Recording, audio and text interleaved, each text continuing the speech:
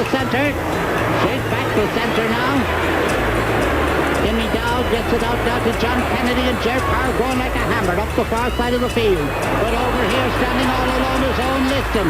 Liston straight and Liston over the bar.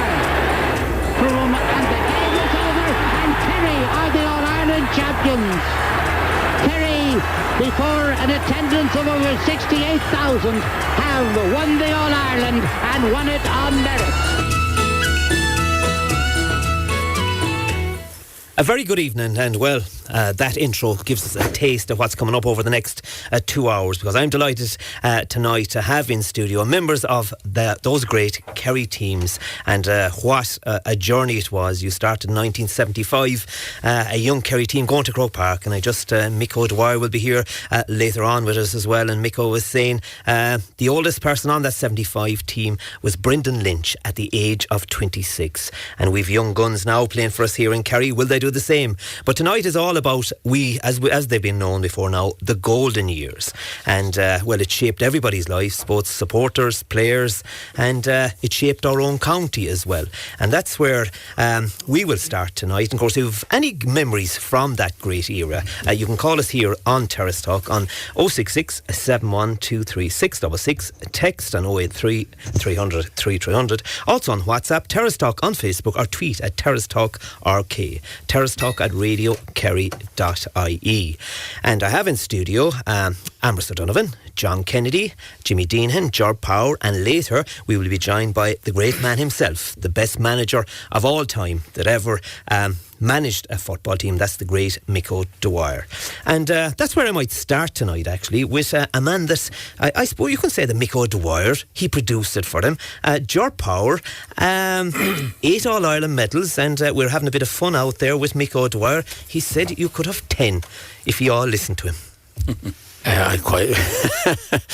Mick did well. 8 is enough, I suppose we can't be greedy. At that time you wouldn't think you'd win 1 in 75, and you'll see what happens afterwards, and as time goes on, but I suppose it was great times, and Mick started it all, I suppose, in 74, really, like a bit of a meeting over in Ballybunnell, and got rid of all the old fellas, like we got rid of us too, but it all started there, and he had a meeting. I think Frank King was chairman, the bit I can remember, and it all started from that, and a National League final, I think, in 1974, and it continued on afterwards. And as I was speaking to Mick earlier, he was part of a management team of an under-21 team that was very successful as well, delivered 3 in a row under-21 titles, and players of that under-21 team came on to that 75 team. Yeah, well, I think it's a small bit before Mick. There was a minor team there in 1970, was beating the All-Ireland in 1970, Jimmy, myself and Paulie Lynch and a lot of those was on that, but the 73 team that won the under-21, I think that was the start of it all. There was a great success on that team below in Cork, and went on to win it over in Ennis, but I think we got so many players out of that team. They just, I suppose, most of them have 4, 5, 6, 7, 8 medals. It stuck with it all the way through. Yeah, that was great stuff. Yeah. Jimmy Deenihan, just like Ger says, it started in the early 70s, and the nucleus of that side, or the under-21 side, and he spoke about the minors, that put everything in place for a young team in 75. Well, certainly did. Both Ger and myself, we were on the 1970 team, and actually 8 of that 1970 team were on the panel in 75, and then the under-21 team in 1973, as Ger said, that was a very good team. We were humiliated by Cork in the senior Munster final in 73, and we had the under-21 final in Skibbereen and Shotley after that. And both Ger and myself actually travelled from Dublin. I was working in Dublin during the summer that time, and we both travelled for that game, but we were intent to make amends and to win back a bit of honour for Kerry, and we did down in Skibbereen, and we went on and won the All-Ireland that year. We beat Mayo in the final without having one training session together, but 12 of that panel actually were on the Kerry team in 75. So it was building up slowly. We were getting experience both at college level, at club level, and we played National League and even interprovincial before we won that. But what Mick really did for us, I suppose, was give us confidence and organisation and structure and discipline. And things like, he'd be telling himself afterwards, punctuality was very important. And also, look, his training methods as well were very specific. We didn't waste any time doing exercises that were irrelevant to what we'd be doing on the pitch. And the ball was very much part of our training all the time. And he emphasised ball work and speed. And he integrated that into his whole training scheme. And what he used to do for the last 20 minutes was always backs and forwards. And that was the best kind of exercise that you could have, the best drill you could have, because you were playing on the best forwards in the country, obviously, as backs, and maybe vice versa. They were playing on the best backs too, maybe. So we had some really competitive games in training.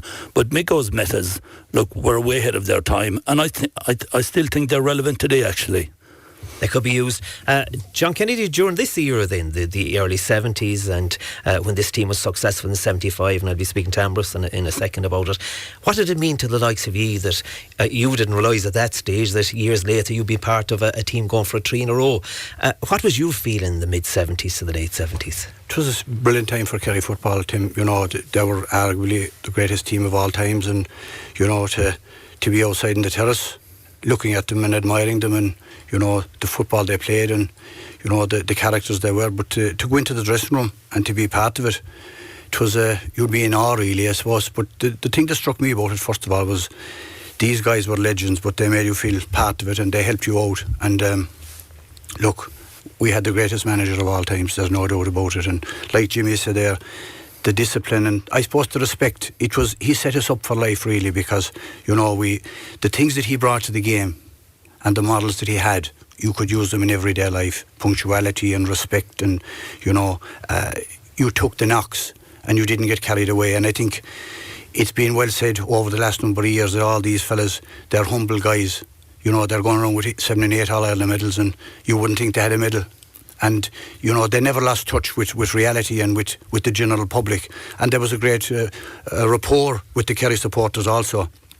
And look, they won everything in the game. And it came from the boss himself. It came from Micko. Like, he had it all. He was unique in his ways. He trained you hard, and I think he had you ready for the day. That was, you know, we're all training teams, but have you them ready and fresh and the appetite for the big day? And he had that. And, you know, his record speaks for itself. And it was an honour to be part of that. And you know, Ambrose and myself came in 84, and maybe if they'd won the 5 in a row, we mightn't have any medals, but, you know, he got them back again. And there was something every year. A new captain came in, and you do it for this fella, you do it for Ambrose, you do it for Mike, you do it for Power. They wanted to create history, and they did. Ambrose, no different to what John said and the two lads before him, that Micko brought, he was the common denominator in all these wins. He brought something different that you'd probably have experienced at underage level. Yeah, I mean, I would have trained under a good few trainers before I met Mick, and like that to what John said, he was the best trainer I ever trained under. You know, he gave you a set of models, very high standards. He demanded total fitness. A social life didn't come into it, Micko. No, not that anyone had a big social life. You know, we were set. You'd be taken off. You'd be a fella now that would like you were taken off alcohol very early in the time. Anyway, around February or March, you were told to put away the stuff. And he was the only guy that used to wear a pioneer pin, actually. But must have lost it, Ambrose. No, but I mean, to be fair, the training was definitely tough. The first year I came into training, we would have trained. I'd have trained under different trainers up along the line, minors, under 21s, whatnot. Micko's training was all about getting you perfect on the day of a match. And you believe that as well. You trained hard, and you know that you were training hard. You were tired, you felt bad, you kept driving yourself on. Some of us brought in for extra training, as he was said, the special people. You felt very special being brought in for special training, because that meant you were lagging behind, and that was another night you to dread. But the beautiful thing about it was, and I'll always remember, for every session we had, even though you went through the pain barrier over and over again, you know, there was a great sense of achievement when you came off a heavy session, after a right hard training session. But what Jimmy and Ger said, and John said as well, you felt brilliant the week of a big game, Munster finals, Ireland semi-finals, finals. You actually felt that you were in tip-top shape. You know, he was ahead of his time, I think, definitely. That was from a physical side, but I take it Micko being Micko could get inside your head, obviously, as well. That he'd make a fella feel fitter than he really is. The one great, you'll often hear sayings before, you know, the hair standing in the back of your neck. I remember that time, we were above in, I think it was the Malahide, the 84 final, we were walking down the beach. And the boys had got awful stick. The boys were there from 75 on, and the RT guy someone wrote in, this team are over the hill, this team are over the top. Golden Oldies, this is no place in Crow Park for them. Miko had the walls. We went down walking the beach in Malahide as we normally did, down around 11 o'clock. We came back up to the room to have a cup of tea and a biscuit after, and he had the wall plastered. And he said, lads, he said, this is what they're thinking of us. We're playing in the Centennial All-Ireland final, we're playing Dublin, and we're over the hill.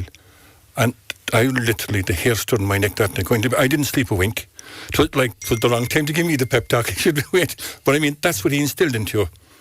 A passion for Kerry football, a respect for a green and gold jersey, a respect for your teammates, and above all, a respect for yourself. And I think that, like John said, that will stand us all in good stead for the rest of our lives, however long that may be. But I think we owe an awful lot to Mick O'Dwyer. Yeah, definitely so. And one man that worked very early in his career with him down in Waterville, and it was the great Bomber Liston. He's joined us here in studio. Bomber, your own Liston, but you're affectionately known to us as the Bomber. Mick O'Dwyer in those early years, were you one of his biggest projects? He's paid. I think a lot of the players, Tim, didn't know the extra training that I was doing down there. They didn't appreciate it? They didn't appreciate it, but they just saw the pounds being shed, and they saw me getting better. They all told me after confidentially they couldn't believe what good shape I got into. But no, we used, Mick and myself, I did a deal with him that there was no way was I going to train every day of the week. But if he took a hand in me the nights I was above in Killarney, I'd do extra stuff below. So we did a deal, and I stuck to my side of it. He often broke his side of it, but that was, I felt I'd rather spread the pain than be totally being killed every night. But that probably meant a lot to Mick, that you were in close proximity, that he could watch over you down there. What do you mean by watch over? Well, in the sense that he knew that you needed extra attention, Bomber. I still don't understand where you're going from. Mick, you're going to answer that for us. Mick O'Dwyer, I'm delighted to have you here on Terrace Talk. You're an absolute legend. I'm here like a child with a tie, having you here. And all those lovely words already said around the table about you. Absolutely brilliant, and we all echo those words. But Mick, I had Mickey Ned here a number of months ago, and he said Mickey Ned is claiming that it was him that got you into managing Kerry. He persuaded you on a trip from Dublin to Kerry. How true is that? Well, if Mickey said it, I presume it must be true, because Mickey's a man that wouldn't be telling any lies, I can assure you. But it's great to see these men here tonight who have numerous All-Ireland medals in their pockets. There's no doubt about it. I was just a guiding light of a wonderful bunch of players that I got in at the right time. I think anybody could have won All-Irelands with them at that stage. They were marvellous players. They were totally committed. Quite a number of the players used to say they'd have to be fit when they'd come into training to Killarney to me. That was true. North Kerry, 3 players did all their training in Banna and places like that, got fit to train. So you can see... They trained to be fit for your regime. So exactly. Did you give all these guys programs for fitness levels? Programs, how are you? I never had a program in my life. I'd go into Killarney every night. I never had a planner system ready to do. But talking about the Bomber, you see, I had to keep Bomber in Waterville to give him the extra few pounds. He was a great man, as I said it several times before, for the Smarties and the Mars bars. So all that stuff had to be got off the body, number one.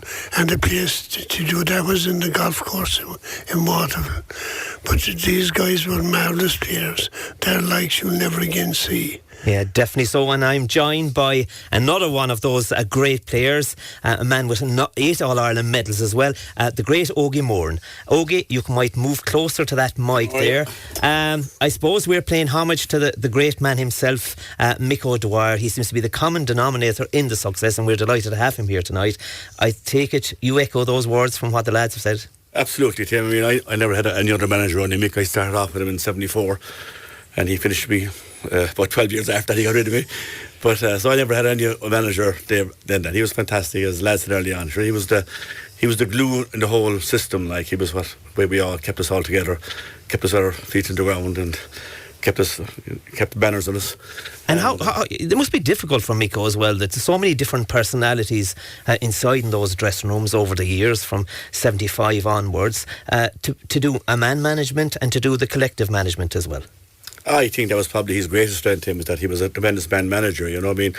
There wasn't as much science in the game as there is now, and it was all about really managing, and he was very, very good at keeping people as fresh. 7 or 8 years later, it was a very competitive place to be, and everyone wanted to be on the team, and he was a great man to treat people individually, and a great man as well to know his players. You know, people like Ger and I wouldn't get training as hard as the poor Bomber there. He used to be carrying a few extra pounds, but he was a great man to know his players. You know, he like the race horses. You know, he'd know the guys who need less training, who need more training. And as someone said early on there, he was a great man to have you right in the day. So he was, in his own kind of unscientific, natural way, he just had it. He had it in his gut, he had it in his DNA. He just knew the right thing to do and how to handle fellas individually, both mentally and physically. Jimmy, winning 75 then, a young team gone up, and like Miko said to me off air, the oldest player was Brendan Lynch at 26 years of age. Did you feel the world was at your feet then, that you could do anything after that? Because that was a success that you didn't think would be achieved in 75. No, we were very confident going into 75. That was one of the key elements, ingredients of that team. We were full of confidence, and we knew we could beat Dublin. They had, I suppose, resurrected themselves through Heffo the previous year, who was also a great manager. But we were looking forward to that game. We were nearly breaking down the door to get out there onto the field. So there were no nerves. We were very confident, and that was because of Miko's experience. Like, he was a man that played in 9 All-Irelands himself, won 4, and then had started training us at the start of the year. And like, collectively, we had played together a lot, over the previous 5 years. So we knew each other very well and respected each other as well, and respected each other's, I suppose, capacity to produce a good game if it was required. But maybe after 75, having won that, we were quite young. 76, I think that we probably took our eye off the ball a bit, in the sense that we may have celebrated too much over that winter. And we hadn't the same edge in 76 as we had in 75. In 77 then, we had a lot of injuries going into that semi-final, and we got caught in the last 6 minutes. Probably one of the greatest games of all time, as people that's what they say. We had the game really wrapped up, and we were 2 points ahead with 6 minutes to go, and Dublin got, I suppose, 1-2 fairly. They were good goals and they won the game, but they were good. They were a great team, Dublin.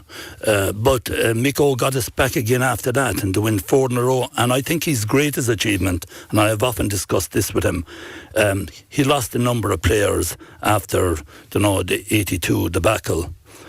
But he replaced those players then with people like John and Ambrose. I think that's probably one of your greatest achievements, to win the 3 in a row afterwards. I know, Owen, you often said that as well. That was really showed him as being a great manager. I don't think it was that hard to win All Irelands with Ambrose, and I don't think there was that. No, hold on. But like, the point is, Bomber, he replaced the people who had, because of age and other reasons, with people like. All right. But I taught John at school in Tarbert, and I remember mentioning him to Mike here on a few occasions, that this man, was a very good player, and John came in and won 3 in a row. But John, I remember one time, just as an aside, John was a fanatic in football, and actually used to have a piece of twine, and he used to be going around with the piece of twine tied off the football at home. So his mother came into the school one day anyway, and I met her when I came out of the car. She just came out of her car and she didn't know who I was, and she said to me, "I went to see the principal." So I said, "Come on, I'll walk you over to the office." She said, "I came in to complain about that Deenihan fella. He's driving my son John mad on football, and he's doing no lessons." So I didn't say anything to her, so I took her into the principal anyway, and I remember meeting her years afterwards, and I said, "No, aren't you delighted that I had such an influence in John to drive him mad in football?" But no, that's the 84 86 team were very unlucky actually that they didn't repeat that 4 in a row. They got caught by Cork. Something we're going to talk about later. Of course, earlier today, if you want to put on your headphones there, lads, a man you know very well was part of that 75 team, captain by the way, but wasn't there to accept it that afternoon because he was probably on his way to hospital. Eamon Hickson spoke to Mickey Ned O'Sullivan, captain of the 1975 team, and he first asked Mickey Ned, why was Mick so successful with this generation of players? Well, I suppose, number one, I had the privilege of playing for 3 or 4 years with Mick. And he was somebody that had great leadership, both on and off the field, and he commanded great respect. And, you know, he never tried to micromanage players. He left, when they got on the field, he let them make decisions. And he trusted them. But the one thing he worked on was fitness. Because he had seen in 74 that Dublin had changed the whole approach to football at that year. They had footballers, but Kevin Heffernan made them the fittest team that had ever been played. So Mick knew that if Kerry were to beat Dublin, they had to be fitter. And that was number one. I also was a privilege. When I retired, I was in the management with Mick from 84 to 87. And we won 3 more All-Irelands. But I had the privilege of observing how he interacted with players and how he got the best out of players. He trusted players on the field, and he didn't micromanage them. He let them get on with the business when they were on the field, but he had them fit. And he knew how to handle each player individually. And he had a great sense of great common sense. Yeah. And Mickey Ned, when did you realise that this team, this golden years generation, when did you realise that it was something special?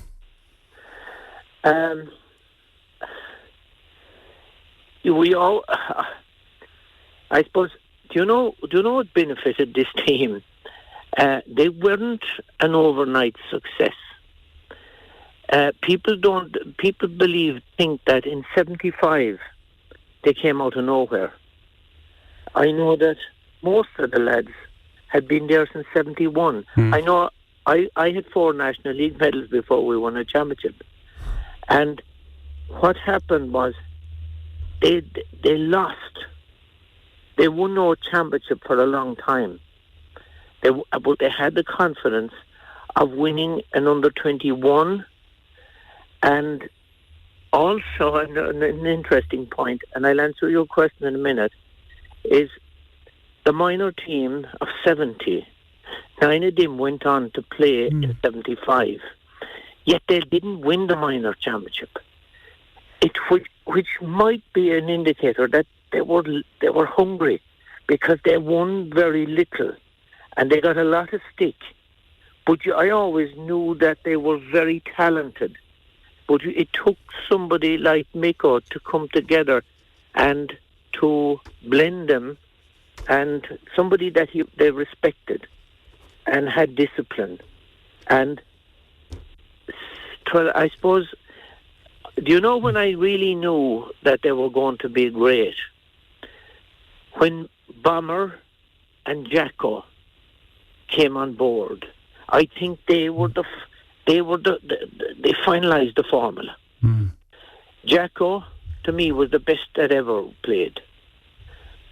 And the statistics speak for itself. To the best of my knowledge, he had 4 Yeah, great stuff there from Mickey Ned O'Sullivan, the bomber. Oh, we know he's a tall man. He's after grown another foot taller after hearing all that.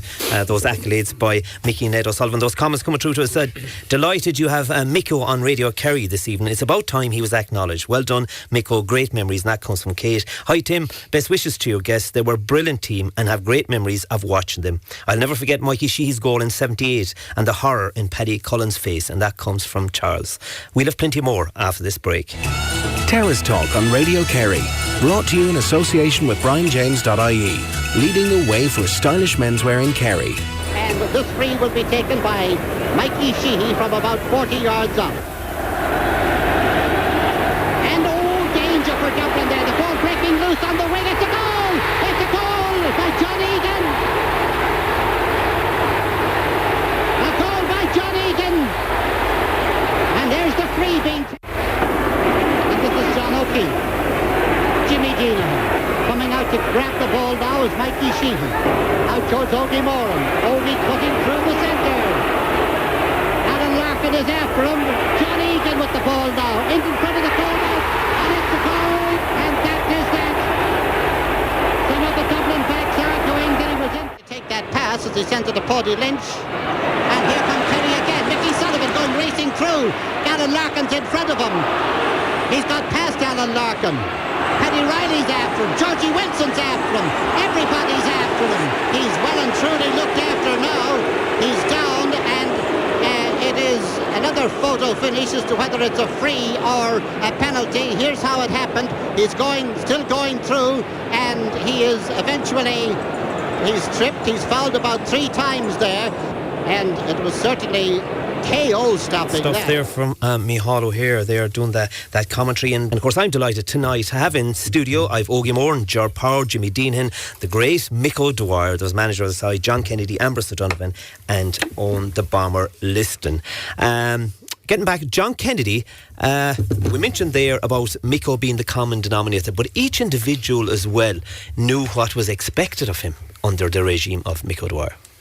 Well, I suppose, Tim, he had his roles, look, and everybody knew that, and out of respect, you adhere to that. Like Ambrose said a while ago, you know, people enjoyed themselves, but when it came to championship and preparation, then you got ready for it. And I suppose it's different nowadays. You had a Munster final with Cork at the time, then All-Ireland semi-final and final, and, you know, Kerry were automatically going to be in a Munster final. You trained hard for the other earlier round games because you were going to win them anyway. But as we said earlier on, he had fellas ready for that. He had that was it. You trained hard and you played the football. And his motto was you had to be fit to play football, and he got you fit. And you had to be fit for training. Oh, absolutely, yeah. It was a culture shock, I suppose, you know, to new guys coming in. You know, I consider myself reasonably fit, but you know, it was a huge level and a huge step up. And the intensity in it was frightening, really. You know, whether it was laps the field or whether it was sprints, wire to wires. You know, you were in with guys that were faster than you. If you didn't keep up with them, you know, you were in trouble, and everything was fought really to the very end. And like Jimmy said a while ago about the backs and forwards, you know, through the NBA, you were down in probably the best back in the country, or one of the best backs, and everything was fought for. When you went into championship football, it wasn't going to be as tough as it was. You know, when you talked about backs like Tommy Doyle and Tom Spillane and, you know, late Paddy Shea, you know, nothing came easy from those guys. And you had to work hard for it. And it was played at championship fervour, and he rarely used the whistle, so everything went. Ambrose O'Donovan, did you have to, just like the Bomber, have to work harder because you had to cover a lot of ground around the middle of the park, helping out Jacko? Not a trick question. No, I felt that what I loved about the team that we played on was football was kept simple. You know, there's not technical terms now. Our 6 backs knew what they were supposed to do first and foremost was to defend. No, not follow up the field in a sally. But I can tell you one thing, first and foremost, they were defenders. Midfield, normally my roles played in the 250s, kept nice and simple. Break the ball if I couldn't win it. Watch the breaking ball from Jacko. Do a small bit of protecting as well. Those fellas acting the Mickey around there, kind of, you know, show them who's that we would carry jerseys. And our forwards, I mean, we had a real talented 6 forward line. You know, if you know, I know he was going to make comparisons, but I mean, that was the one team about that team around the 80s. I felt you had 6 great backs that knew exactly what they were. They were defenders. First and foremost, they were defenders. Your midfielders had to win the ball in the 250s, and you let the ball in as quick as you could to 6 talented forwards. We had 6 brilliant forwards. We had a great half-forward line. We had a fantastic full forward line. And these fellas, our 6 forwards, and in particular led by Mr. Liston, would let you know very quickly if the ball wasn't going the way they wanted it. And then when no fellas soaring or hopping or having fun with it, they wanted it going in direct. Was the Bomber peculiar about what he wanted? Well, I mean, the foul line. Well, put it in near enough to him. But to be fair to him now, he could win a high one too. But I mean, you looked at himself. And you had Mikey and John Egan. And that to me was serious foul. I think there was teams, like, you've seen come out, that they were in all these 3 fellas. But when you have that kind of talent in, Mick made it a point that you put the ball into them. With a half foul, and the one could win breaks. Ogie, like 10 to 40, fantastic 40 yards man. Yet if you ask him, like, he was a fantastic man, he'd read a break before it ever happened. You know, he let the ball in, he was a great man to carry a ball. But it was simple, you know, it was kept nice and simple. Everyone knew their job, everyone knew the task they had to do, and we all played for each other. And I think that's it. You can, like, they all use modern terms and all fancy words and everything else. That's simple. You keep it simple like that. The modern game of football, like it's the modern game, science and everything else, fair enough. But you still have to have your basics right. And I think that's what I learned about the team when I came in first. I mean, there was no heads. Everyone knew the job. And you'll be told very quickly by a few of the old-timers, if you weren't, and indeed Mick as well would call you aside, look, we don't want you soiling the ball, just catch it, kick it, leave it into Bomber, Mikey or John Egan. It was that simple. Owen, Mick had a luxury as well, that every guy that played from 1 to 15 plus the extended panel, the subs, what have you, they were all talented footballers that he gave guys responsibility and they knew what they had to do. He did, yeah. We were lucky. As I said, I was the luckiest of the whole lot to come at a time when there were so many good footballers. Like, there are fabulous players. Maurice Fitz now would come into... He was there in 88. Do you know, like, he had a fierce balance spell. Genie, when I came in, my first 5 championships, right up to the 5 in a row, I had never lost a championship. And it was just... We had just very talented players that knew the game well, were very skillful, and we had a good system of playing, and Mick had us fit, and you know, it was a lot of it is luck when you come in, like, and when you get to the stage, if there's a lot of other good players around, you have a good chance of winning, you know. 78 was very special, the start of that 4 in a row, coming off the defeats in 76, 77. Well, that was, you'd say, Mickey Ned got Mick the job, but it was we kept him there after 78. That right, Mick? That's the first day of the day. Oh, they were out for his head, I tell you, if we'd lost that one. But 78 was special because Ogie was captain. You know, with my first All-Ireland, winning an All-Ireland medal, I think most players will tell you that's the one that matters most, winning your first one, and the fun and bringing the cup to Ballybunion and time of Listowel races, and it was just fantastic memories that we'll take with us, you know. Yeah, definitely so. Mick Owen said it there, that was there a bit of pressure on Mick O'Dwyer after the defeats of 76, 77 by our county board? Oh, there was, yeah, not the county board, but certain individuals in the county wanted to get rid of Joel McKenna, and of course by getting rid of Joel McKenna, it was a case of get rid of me then. Of course, he instated you, to say, for want of a better word. He was chairman when you got the post of manager. He was, yeah, that's correct. Father Linehan, I think, opposed him then. And he was well supported by a lot of ex-players that I played with, but they failed to get rid of Joel McKenna. But that worked, and what a difference it made by keeping you there. How special was the start of the 4 in a row? You knew the kind of team you had from 75, and probably unlucky with injuries and what have you in 77. It was very important to, you know, get the ball rolling again. Well, it was in a way, because when you lose an All-Ireland as the one we were trying to win, the 5 in a row, it's not easily done, I can assure you. The present Dublin team now are going to do that, I think. But we failed to win the 5 in a row, as you know. But of course, we had the nucleus of the team that had won the 4 in a row. It was easy to build around them, and we got Ambrose and John Kennedy and these guys to boost the team from there on. So we had a very good nucleus of a side to go on again to win 3 more. We had players like Timmy Dowd, who would always get half an hour out of him. It was very hard to get an hour out of that man. I don't know what the reason for it. But he gave a good half hour. But he always gave us a great half hour. But there were some of the players that came in on the panel that made the difference. And from there on we went. So the present set up in Kerry now, I think, is heading in the same direction. Let's hope they'll be successful. Mick, in those 78, 79, 18, 81, who's the guy that trained hardest for you? Who's the guy that left it all inside those white lines at training? I'm not saying a game.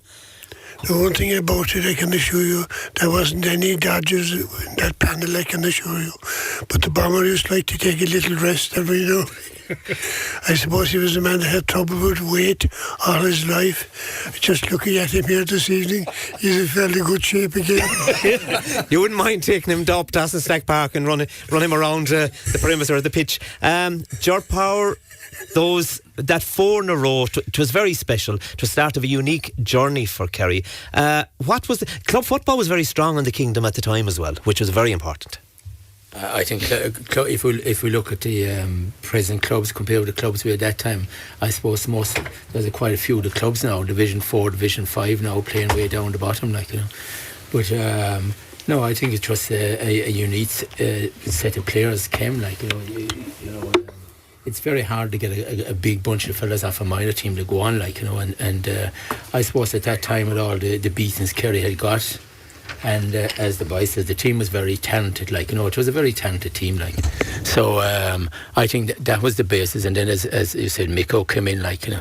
But the training was good for Ogie. Myself, he was get the light training. All the other boys had to come in for extra training, like, you know, as we always say, the thoroughbreds. That's it, horse. But the Bomber and Jimmy got a few calls in as well, right? Never.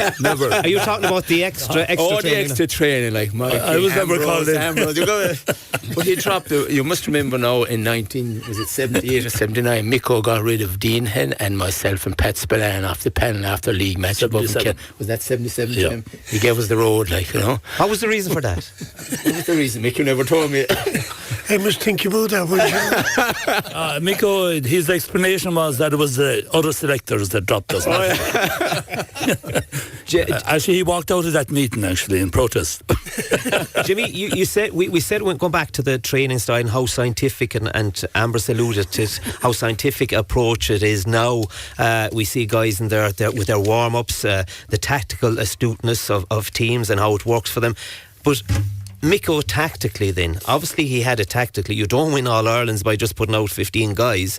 He must be very tactically astute. Well, it was. Look, the game has changed and tactics has changed and the whole formation has changed.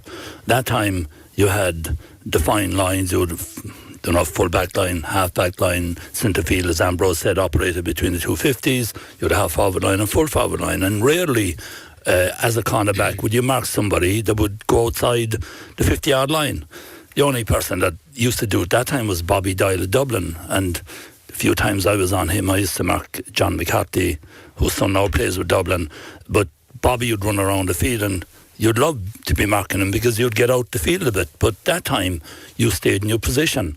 And also, as well, that time the full forward line scored most. And in the 1980 final, for example, we scored a goal and 9 points, and Mickey Sheehy got a goal and 6 points of that. So if you kind of neutralise the full forward line, your team had a better chance of winning. So that's what it was all about. But that time it was man-to-man. Now it's collective responsibility.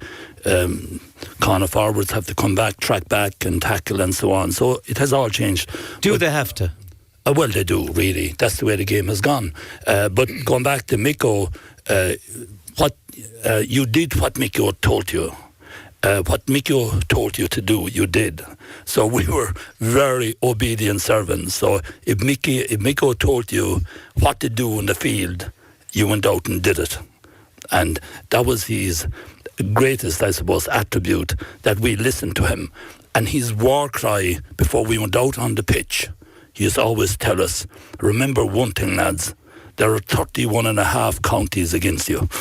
And that's true. I suppose Kerry being so successful at the time. Those comments come through to us.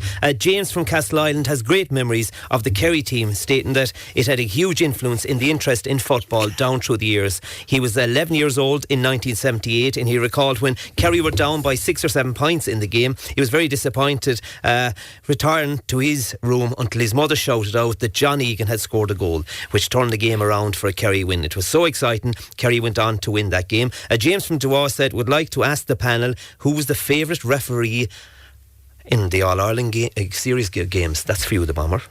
You always got on well with refs. Yeah, kept my mouth shut to them. Was there any favourite?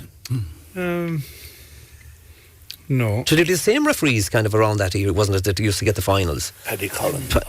Eddie Collins was a referee. John Maloney. John Maloney. He was.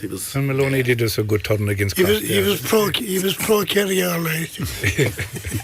Mick, would you bring down referees then, say in a final challenge game before a big game? Just I wouldn't say to get on his side, but purely to let the guys know where they could go to the edge with teams. We brought the man from Westmeath down. One night we had a trial game and we wanted him to explain to us exactly how to use the hand pass. It was the best thing we ever did. There wasn't a free given against us. That all out of fine. So it worked. That was a measure of you, Mick. And this actually a question for you again, Mick. In the 1978 final, Dublin were leading Kerry by 5 or 6 points in the first half. Was it true that Mick was thinking of taking the Bomber off at this stage? And that comes from a West Kerry listener. No, but the Bomber was about to take himself off. He told me that he had a pain in his back, that he couldn't continue, and he wanted to be taken off. I didn't want to get blamed for the whole lot. So I said to the Bomber, get in there and change your bloody mind and get down to work. He went in and scored 3 goals and 2 points after. Yeah, what a comeback. That was a fair contribution for a man that had a bad back. Yeah, I'm telling you. Hi Tim, listening to your show, Greatest Players of All Time. Just to let you know, I was at the Bombers Stag in Cork many months ago, worked with his late brother Padraig. What a legend. That comes from Kathleen in Licks now. Nice text there. Ogie, you're the man that was wearing the number 11 shirt all the time. Mick, the great late Bracker O'Regan used to say, put me on the 40 and build a team around me. You're the quiet lad around this table tonight. Is it true that the team was built around Ogie Moran? You can come close to that mic there, Ogie. I wouldn't be saying that, no, Tim. So I was looking to be in there at the end. That's no, as you said early on, it was a great time, Tim, because you had a very, very good team. You had a very good, fantastic manager, and you had a very good county board as well, which I think probably gets forgot about as well. I mean, people like Gerald McKenna and Frank King were hugely influential because there were men who were happy that, when Denis Brosnan always said, if you want the job done, you get the right guy, then haven't got him, let him do it. And in fairness to both Ger McKenna and to Frank King in latter age, he's a man, a businessman with no ego.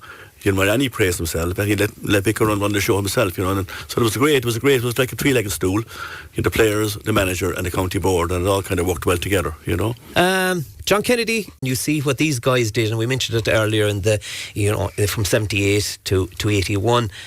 What was the likes of John Kennedy, do you think? You were playing underage football, I take it, with Kerry, minor and that. Did you ever feel yourself and Ambrose would go on and talk out in the same dressing room as these guys? Well, I suppose, Tim, like every young friend, Kerry, you're hoping you'll get a call someday that you'll play, whether it's a dream, probably, and I've been involved in minor level, beaten by Cork in the Munster final, and Colm O'Neill got 3 goals, and they went on and beat Derry in the final, and not too successful at under 21 level, and then I got a call to come into training, and it was a dream come true, really. And as I said, you're going in amongst legends. Bomber and Ogie, we know him from North Kerry football, and their ability and their prowess and the way they led Beale at the time and Shannon Rangers, and you look at You're saying the North Kerry boys looked after the North Kerry boys? Well, I'm not saying that, but I mean, these were legends of the game, whether it was Powery and Mikey with Stacks or John or whatever you went around the county, Jimmy Whitfield Rangers and Tim Kennelly.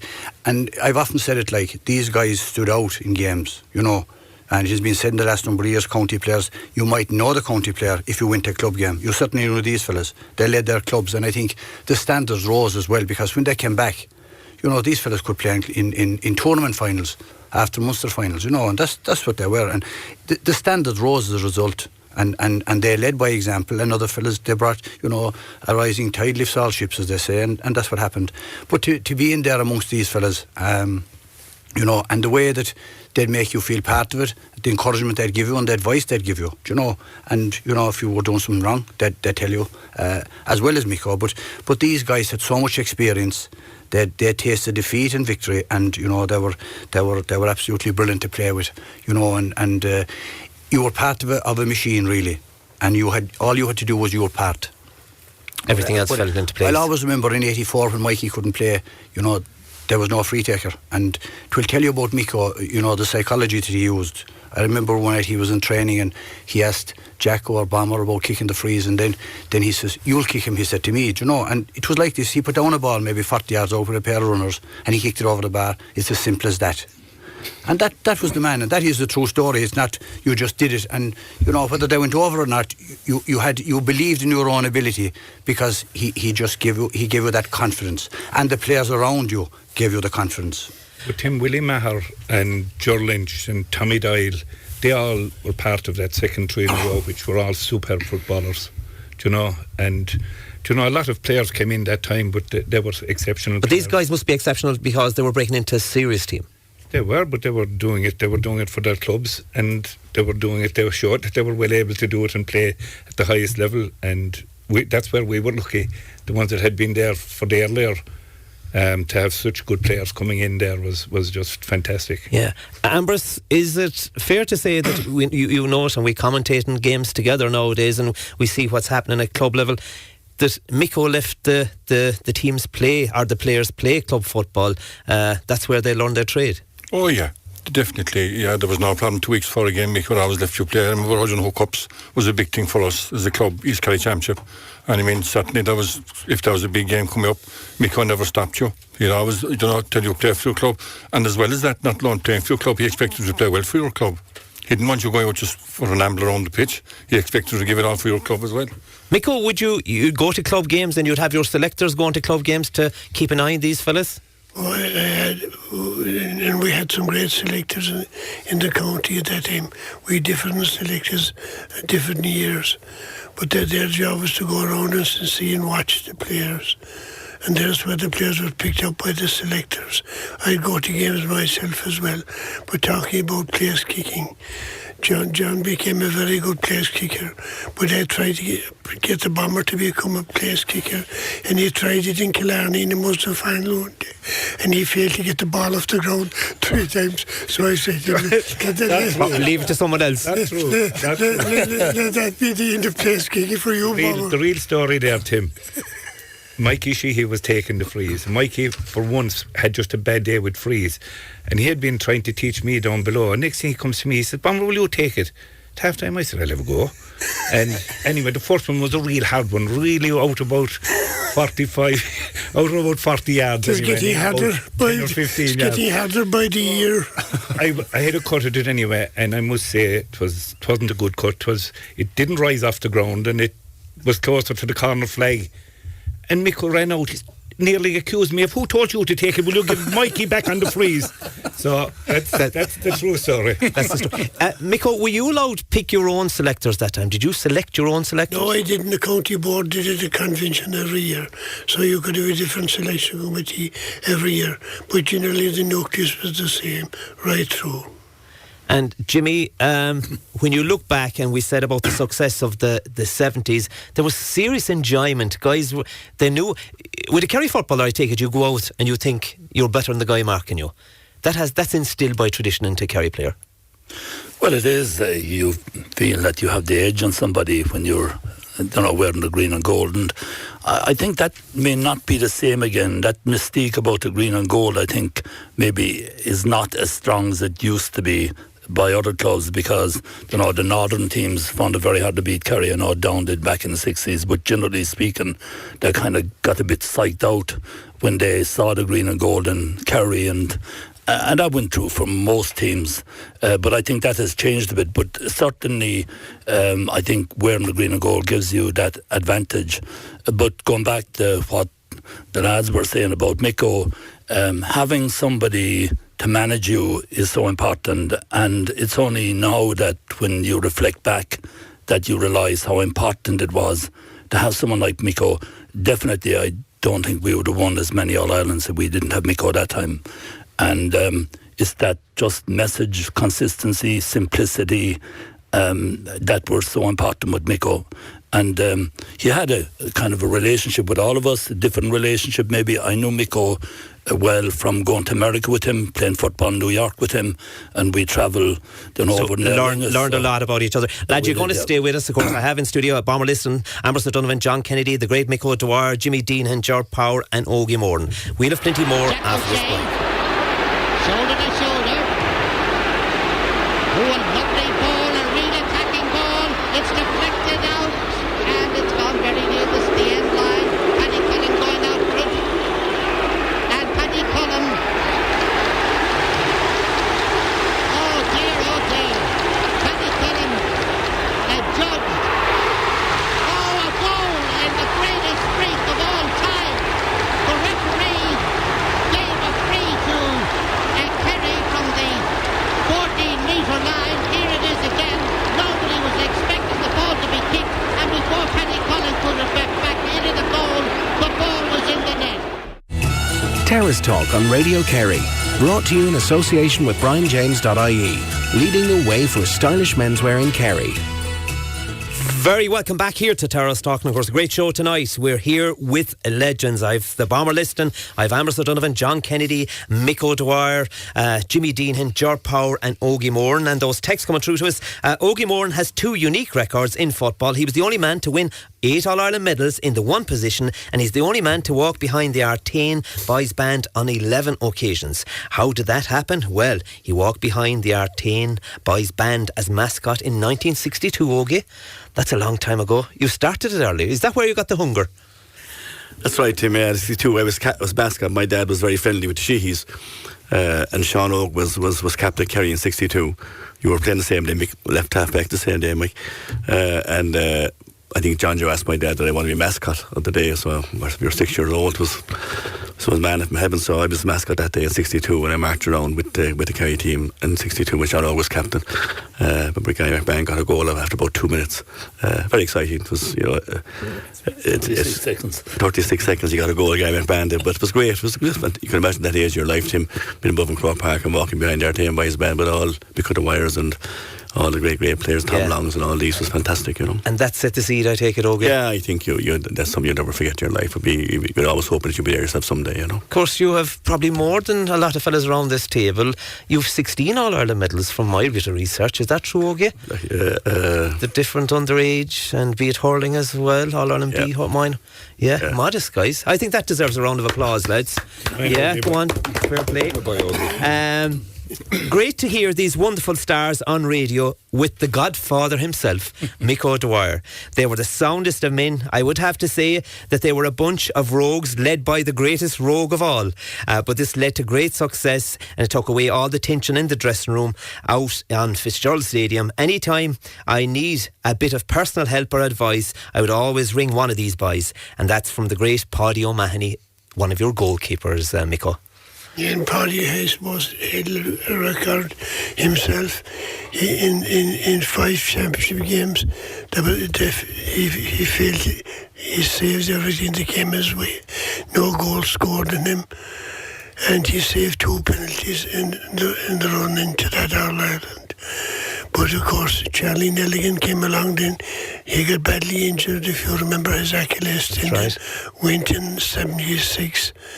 And Charlie Nelligan replaced him, and Paddy failed to get back. I think he held that against me for a long time after.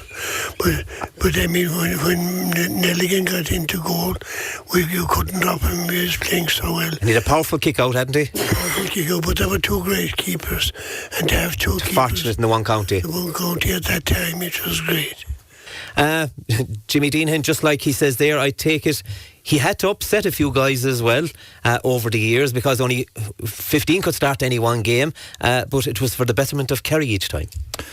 Yeah, well, obviously a lot of very good footballers didn't get the opportunity of being on the team, and that time as well, I suppose the squad, it wasn't the same. I notice nowadays that the whole squad will line up for the photograph, for example, before the game. but that time it was only the 15. And one thing about Mick, he didn't normally change the team. He didn't believe in, if someone is playing well, taking them off or whatever. So you stayed in the team like Bomber's experience in 78. As long as you could stay out there. Mick, I would like even if he commented on that now, because I remember Mayo there, they took off their wing back a few years ago, and he was playing very well, and they lost the All-Ireland over it. Kyle, I think. Colin Boyle, yeah. And it's because of this gadget they had on him. The GPS, he wasn't covering. The GPS, that he had ran so much. But Mick, obviously, look, people, if they didn't achieve their goal, I suppose, in playing the Kerry team and being part of it, or if they were dropped, obviously that they would carry that with them. It is a huge disappointment, and there's no doubt about it. Some people would carry that with them all their lives. Most of us, like here around the table, we were all very lucky, of course. Now, Ger affairs all right to the time that both Spillane as well, actually, myself and Paddy Mahoney, we were asked off the team in 77, and the reason being, I think, we were getting injured a lot. We were quite genuine, but we were back on again very quick.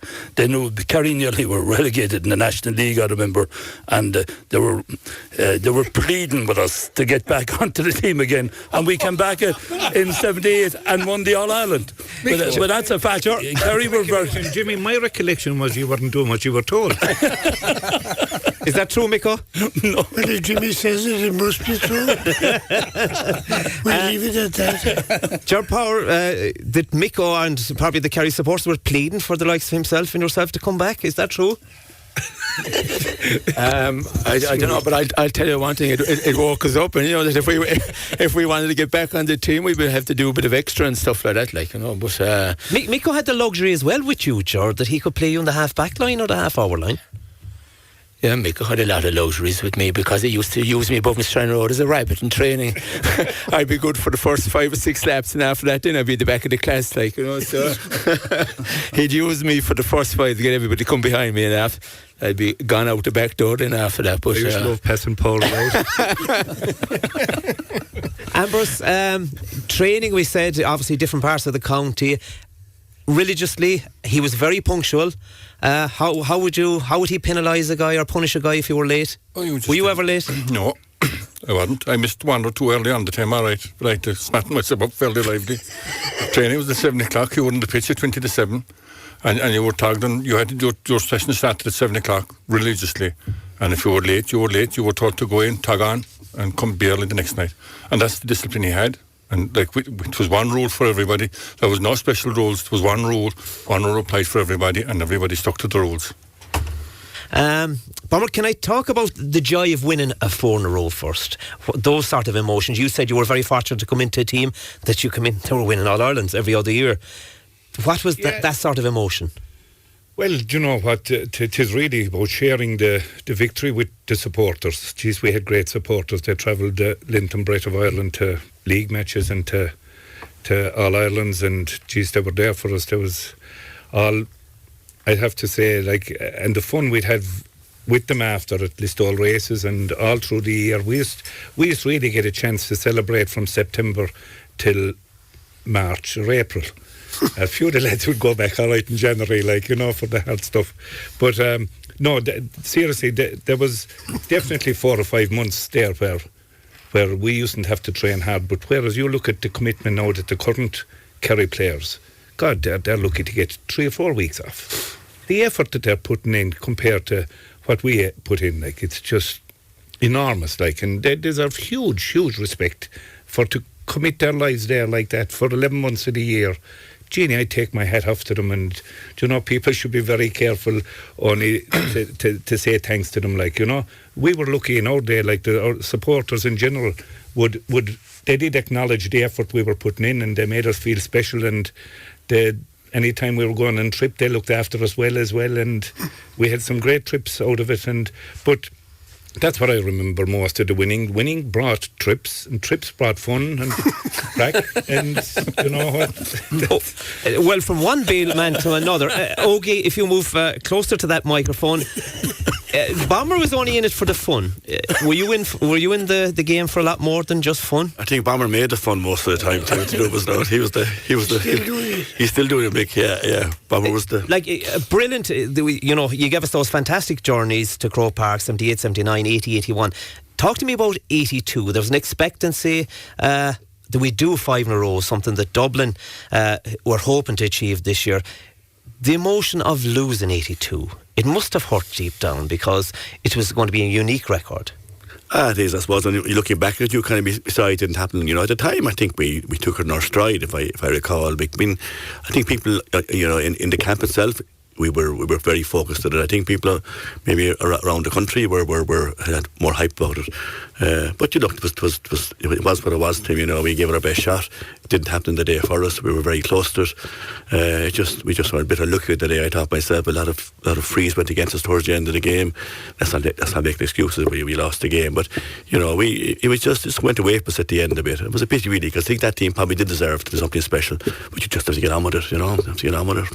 Mick, you as a manager, how much hurt did you carry for years, or did you carry any hurt over losing 82 because you had such a brilliant record on the lead up to it? Well, I suppose I was very disappointed, all right. I didn't leave South Kerry for a few months after it. Very, very disappointed, because we certainly had the team to do it. As Ogie mentioned there was a few frees in the last 10 minutes that made a big difference. And we missed a penalty as well. It was saved by Furlong. It was well struck, but it was well saved by Furlong. And the margins were so tight, it was either a win or a loss in the day, and it was a loss, to say. They were the things that would have made the difference. But that team could have won 9 All-Irelands in a row if we had beaten Offaly that day and gone on the following year to play Cork. They beat us by a point as well. That's right. So we could quite easily have won 9 titles. So Dublin shouldn't be boasting yet. They have a long way to go. Well, definitely so. And, one man that looks at it from a national perspective, and he was another man with 8 All-Ireland medals, is on the line, and that's the great Pat Spillane. Good evening, Pat. Good evening, Tim. Good evening to everyone. You're very welcome to Terrace Talk. Of course, I have in studio, as you know, I've the Bomber, Ambrose, John Kennedy, the great Mick O'Dwyer, Jimmy Deenihan, Ger Power and Ogie. It's been an amazing journey, Pat, winning that 4 in a row and coming back winning 3 in a row. They were definitely the golden years. Oh, it was a great journey. People often ask you, with injuries and complaining about pains in the knee and whatever like that, and they say, if you do life all over again, would you do the same? Of course I would. I was privileged to have played with a great team. I will say the greatest football team of all time. Great fellas, great players, and managed by the greatest manager that managed in any sport, Mick O'Dwyer. And the great thing about that Kerry team, when you go through them all brilliant players, and all brilliant in their own different way. They brought a lot of different qualities, whether it was the solid goalkeepers, Mick Spillane, fast cornerback, John O' the Prince at fullback, Paddy Lynch, one of the most intelligent players that ever played the game, Paddy Shea, warrior, Tim Kennelly, the rock in the centre of defence, Tommy Doyle, an engine on him that he could have been an Olympic athlete, Jacko, what an all-round player, the best in the game, Shawnee Walsh, the best fielder, Ogie's movement on and off the ball, superb, link-up play with Bomber, brilliant, Ger Power, speed, John Egan, balance, what balance, what strength, Mikey Sheehy, a genius, the most skillful player that I've seen playing during my time. And of course Bomber, he's there anyway, but Bomber was the missing piece of the jigsaw. Bomber was the final piece of the jigsaw we got in 78 that made us that great team. And like I said, then managed by Mick O, and the great qualities that Mick O brought. Like I said, we were very much different individuals, but he got us together playing as a team. He got us to believe in ourselves, and he had that uncanny ability of just having fellas right on the day. Pat, can I ask you, you mentioned it there, that there were so many different individuals, so many different personalities in the dressing room. That took a lot to manage that, a lot of man management as far as Mick was concerned. Well, you talk about the qualities that a manager should have, and there's no doubt about it. He has to be good. In those days, he had to be an excellent physical trainer. He had to be a tactician. He had to be a selector. But Mick-O's greatest quality was man management. He made you, after a game, particularly a game where you played badly, Mick-O would never he'd still be positive. But what he instilled in us belief in ourselves, and he instilled in us belief in each other's ability. And we never focused on, and I've always said this in dressing rooms down through the years and all the team talks, Mick never focused on the opposition and how we could stop them. He never focused on the opposition's star players and how we could stop them. It was all about belief in ourselves, belief in our ability, belief in our teammates' ability, and that we could deliver. And sometimes, it's a simple message, but the simple messages are maybe the best. Our glass was always half full, never half empty. And unlike today, and we said tactically things have changed, Mick kept everything simple. He did, and it's something I've always said down through the years. One little simple message that Mick used to always say to us, he never wanted us looking at the O'Neills and the ball. And think about it for a while. It was a very, very simple message. It was all about playing heads-up football, looking for a colleague, looking for a good pass, looking to make a run. Simple message, but the simple messages are often the most effective. Pat, what's your greatest memory involved with Mick O'Dwyer and this great team? 75, because we were a team of youngsters. With no fear, I will agree. We were a team of youngsters going up underdogs to play the Dubs. 78, because it was the start of the 4 in a row. I suppose, we talk about the 5 in a row, and yes, it was a massive, massive, massive disappointment. But, I'm just, while we lost in 82, and we can quibble about frees and dodgy decisions and whatever. But look, we were beaten by a better team. Scoreboard doesn't lie. I think we played with fear on the day. I think it got us in the end. But because we lost that 5-in-a-row match, I think it drove us to come back. And instead of, while we lost an All-Ireland medal in 82, I think we gained 3 more in 84, 85 and 86 as a result of the loss. I have a feeling if we had won the 5-in-a-row, I think we'd have pitched up the tents and enjoyed life for the rest of it. It made us more determined, to get back on the horse again and to deliver more All-Irelands, and we got 3 extras. So great days, great memories, and I'll argue that it's still the greatest football team of all time, and even if the Dubs do have 5 in a row. One final question has come in here on text. Pat Spillane, who was the toughest guy that you had to mark in training with Kerry? Two. I'll tell you this, the best man marker... was marking him the whole time. There was 2 marking you the whole time, the Bomber said. Well, maybe, but the best man marker that we had the best man marker was Jimmy Deenihan. He was a superb man marker. He was just, Jesus, you never got an inch. Was he clean? And if Jimmy Deenihan was, I'll tell you this, if Jimmy Deenihan was playing in 1982 in that final, we'd have won 5 in a row. He was number 1. And of course, the second fella... That's the best statement you made tonight. And the second fella, look, Paddy was a warrior. Myself and Paddy, we fired sparks off each other in training. But Christ Almighty, if you could survive an evening in Killarney with Paddy, and if you could score a couple of points off Paddy, playing in an All-Ireland final was chicken feed after that. So Jimmy and the late Paddy. Great stuff. Pat, thanks a million for coming on Terrace Talk this evening. You gave us great enjoyment over those years. It's great to have the lads here and speaking to you tonight on Terrace Talk. Thanks a million. A pleasure, Tim. A pleasure. Of course, that's the great Pat Spillane.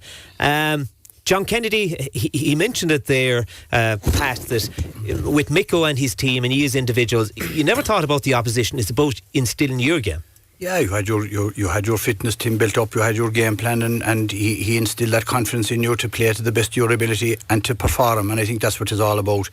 Look, any of us have been involved in teams since, in management or whatever, it's performing on the day. And no matter what preparation goes in, if you don't perform on the day, you'll come up second best.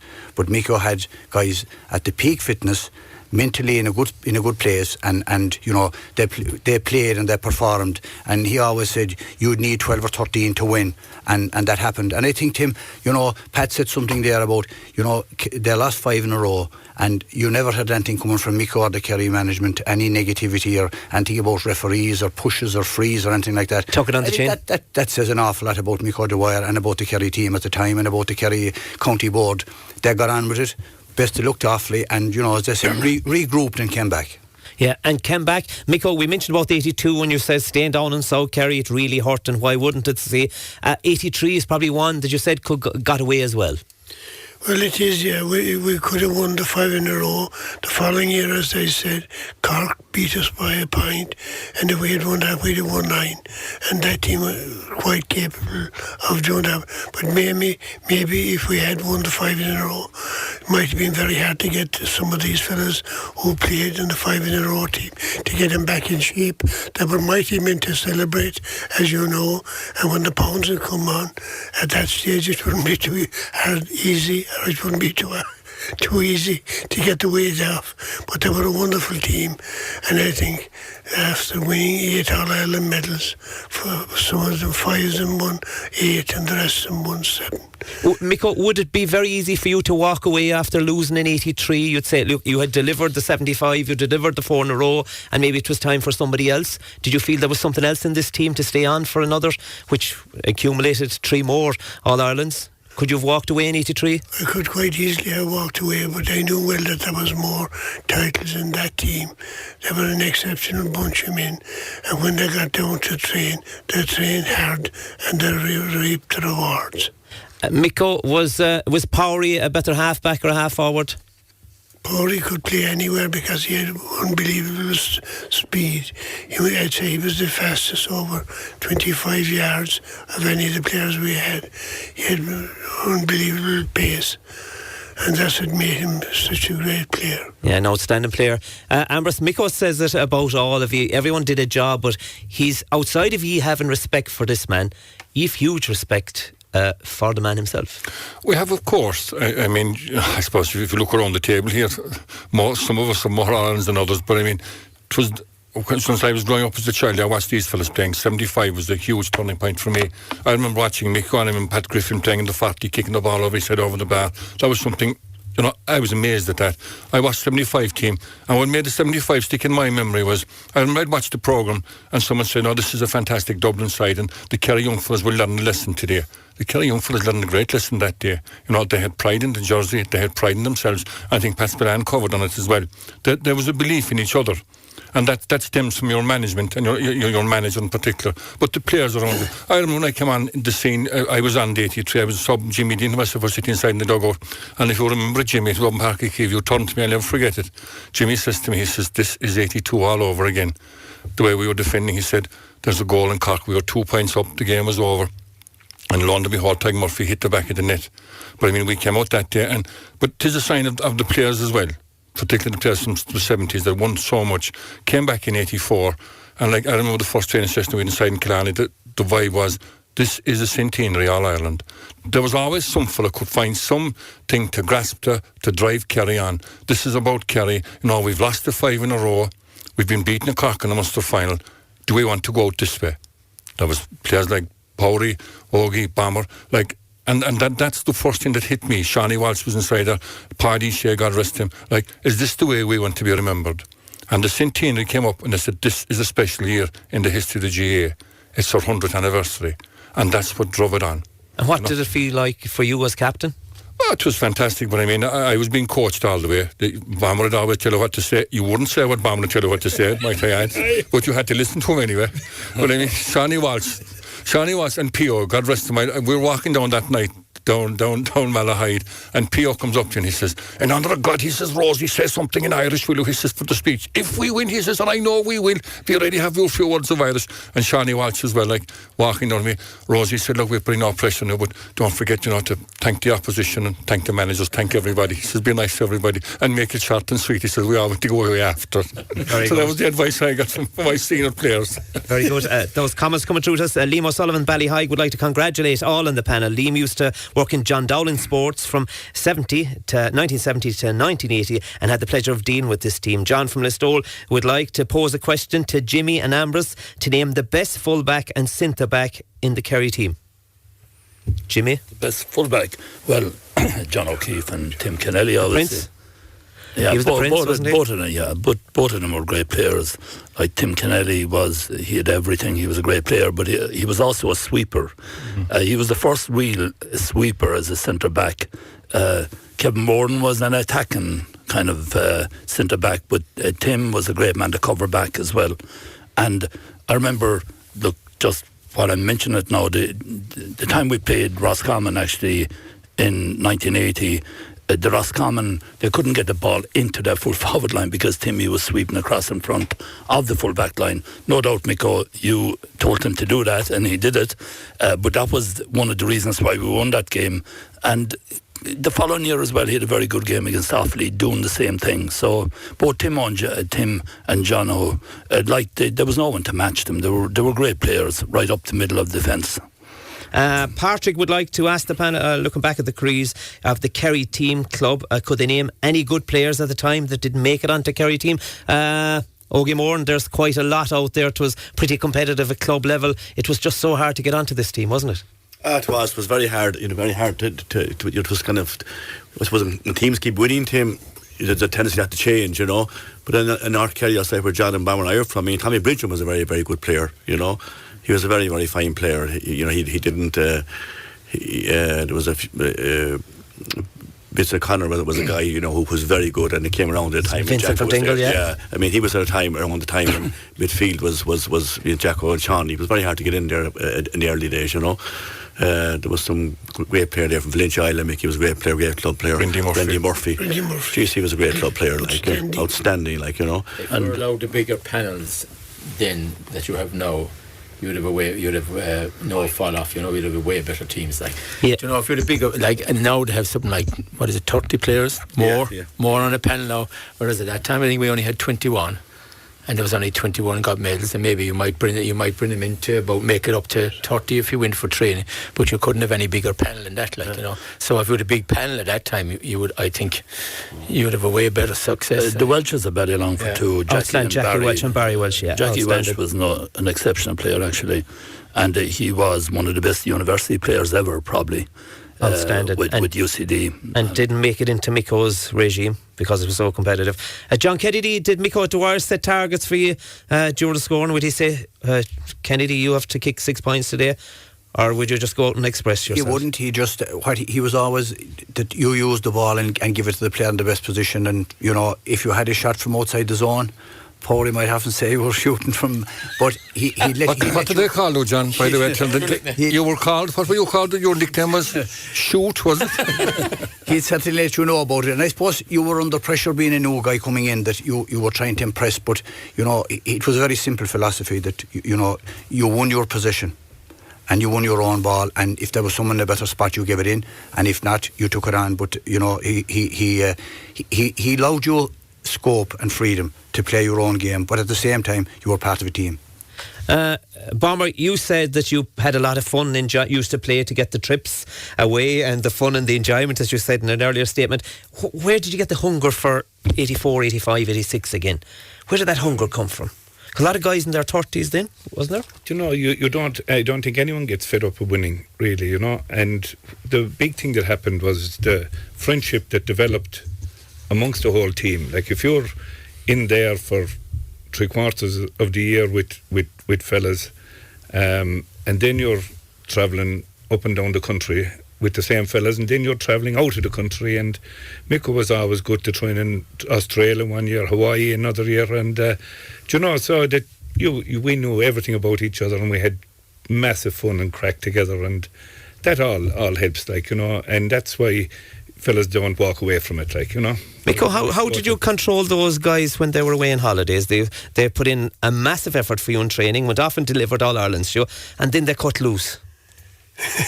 As the Bomber said, trips were most important. And every year he'd sit down with me and he'd be saying, we should go here, we should go there. And he really loved his trips by Jay, and he enjoyed them, I can tell you. But so did the whole team. And I think that's the reason why that Kerry team remained there for so long. It was because of the trips and the enjoyment they got out of the trips. But that year you just spoke about there, 84, that was the centenary year of the organisation, which we won, and Ambrose had the satisfaction of captaining that team. And he said a great statement at the end of that speech, I salute you, Mick O'Dwyer. Exactly. And why wouldn't he? And now I have another great man, a Mick and a fellow South Kerry man on the line. It's the great man himself, Jack O'Shea. Good evening, Jacko. Good evening. Jacko, you know what we're about tonight. I suppose looking back at those great years, I've one man in studio that says he made you, and that was the great Ambrose O'Donovan. He reckoned that he did it right. Ambrose, I'm after doing my 5 miles now this evening. He's after doing 5 miles, Rosie. Is that all you're doing now, Jack? Yes, all I'm doing now. I'm down to that now at the moment. Jacko, we've gone through, I suppose, the 75 and then 78, the 4 in a row. This amazing journey under the guidance of an amazing man, Mick O'Dwyer. Yeah, it was. I suppose I was very fortunate. I came onto the panel at 75. I was a minor, and then I came onto the panel in 76. So I came in with a great bunch of players, and I suppose led by probably the greatest manager of all time, Mick O'Dwyer. And Mick had a job keep me on the tabs around that time, but he kept a good job of me, so he put me on the right track very, very quickly.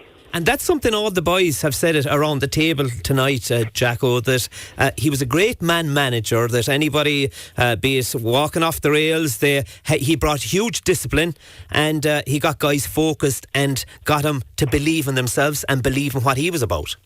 Well, Mick was a rogue, and he had a way of getting around everything. So usually Mick didn't say the words to you. It was always somebody else brought the news to you, you know. So he had a way of dealing with every single fella. He had a way of reading every person's mind. He was a fantastic man manager, and he got the best out of everybody. He got everybody competing at the best. And I would safely say our training sessions were probably harder than any games we played. But he generated that competitiveness in our training, the competitiveness in our sprinting, or all the work we did leading up to games. And he had a unique way of dealing with people. I think that was his greatest asset.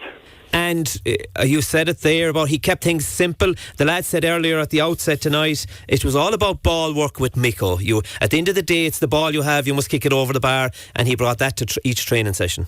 Yeah, he did. Yeah, like we had a very simple philosophy. We were a team that hit the space with the ball, and we let the players use their speed and their pace and their skill to develop it from that.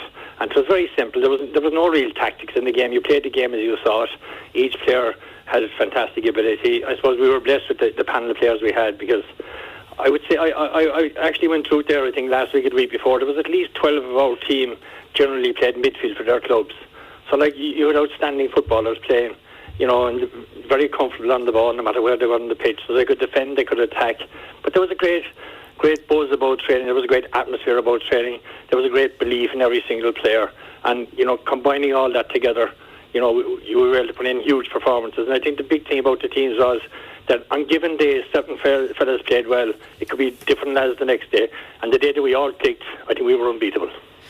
Jacko, you said about the competitive, really competitive in training, taking that onto the field of play. Was there always a belief, I asked Jimmy Deenihan earlier, that if you're a Kerry player, you felt you were better than the individual you were marking? It's a Kerry trait, isn't it?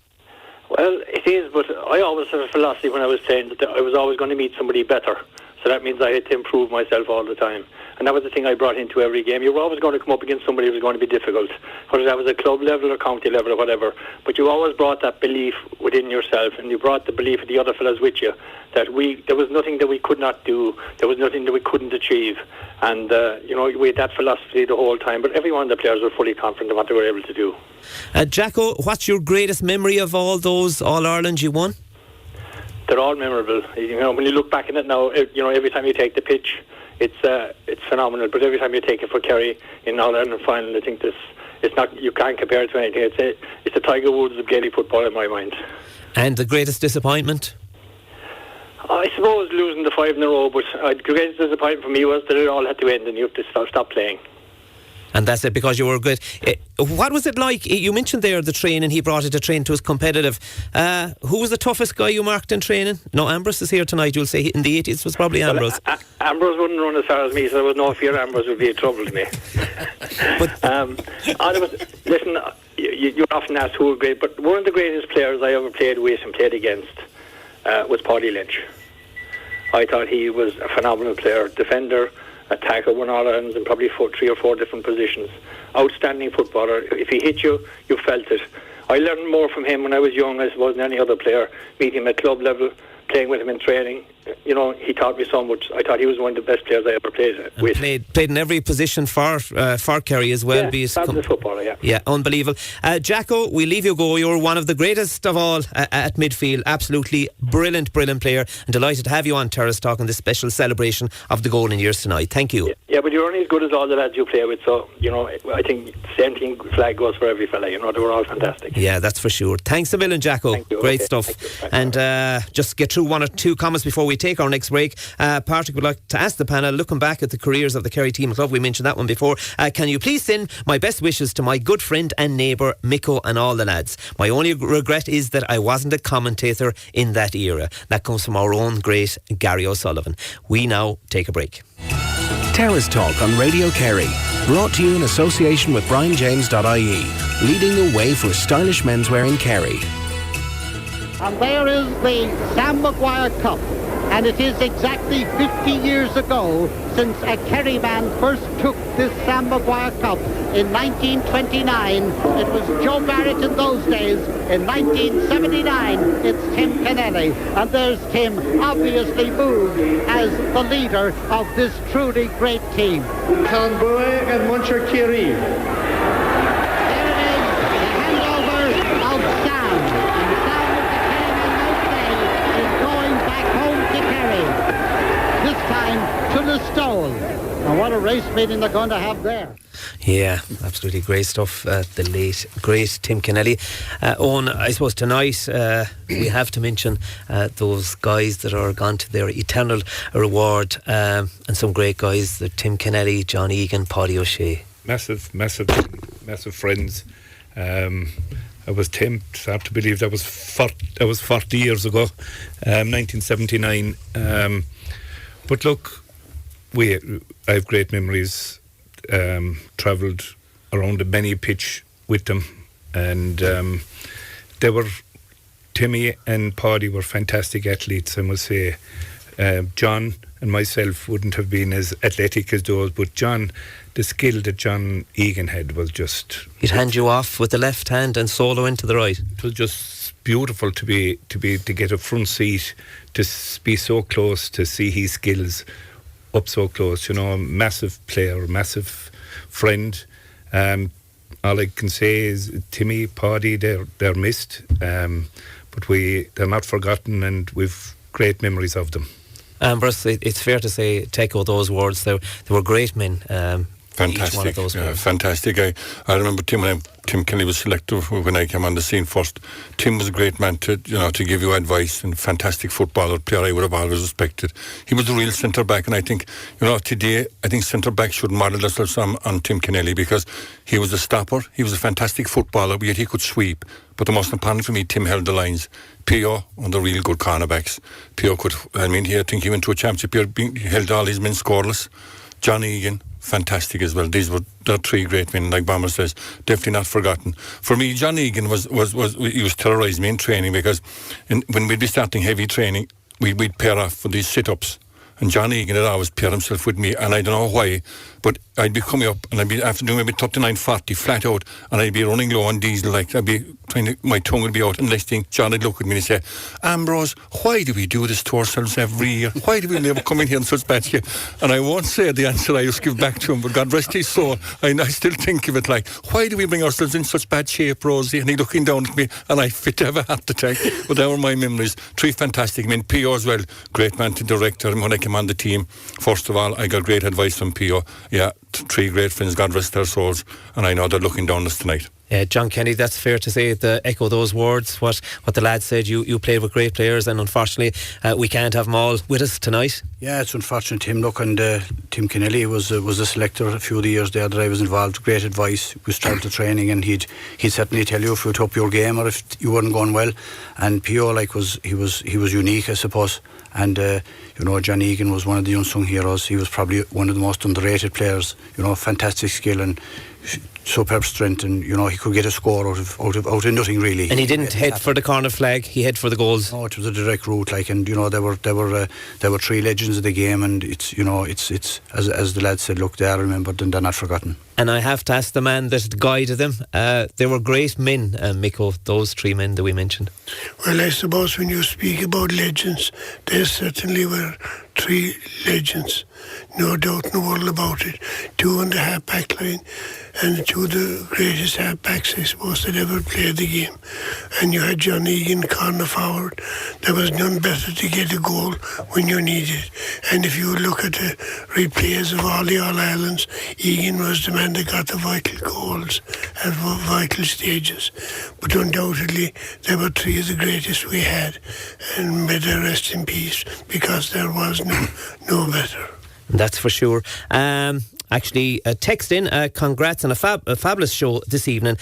Best part of winning was the fun afterwards. That comes from Carmel Bracker, O'Regan. Donald Barry asks, is it the most All-Ireland medals ever in a radio studio? Our producer probably has the answer to that. Ask the lads going around the table to say how many. Okay, you have 8. Powery has 8. Jimmy, how many of you? You should have 10. I've only 5. Only 5. Mick, how many All-Ireland medals have you as a player? 4, and sure, you won the rest for the boys, so you probably have the most. John Kennedy? 3. Ambrose 3. The Bomber, you have 7, is it? 7-ish, I think my friends say there. The fact that I didn't play in 1980, they're deducting a point for that, A text in here, Micko had a great wife in Mary Carmel and staff, so his football could prosper, and that comes from Beanbon Kate. Micko, she was a great woman. No doubt she was. They're supposed to have put up with me anyway. There's no doubt all about that. She was one of the best. Because it took a phenomenal amount of your time throughout your life, from the time you became a player right through into management years, that your life was football, Micko. I became fanatical about the bloody game. Maybe it took over too much of my life. But I'll tell you, I'd like to have it all back again. Micko, is there anything you'd like to have done different? Nothing in my whole life. I think I did everything that I needed to do, and I achieved anything that I went after. I made a reasonable success of it. Without blowing these guys' heads out of proportion tonight and all the teams you were involved, there's so much hype about this Dublin team, and they're going for a 5 in a row, Micko.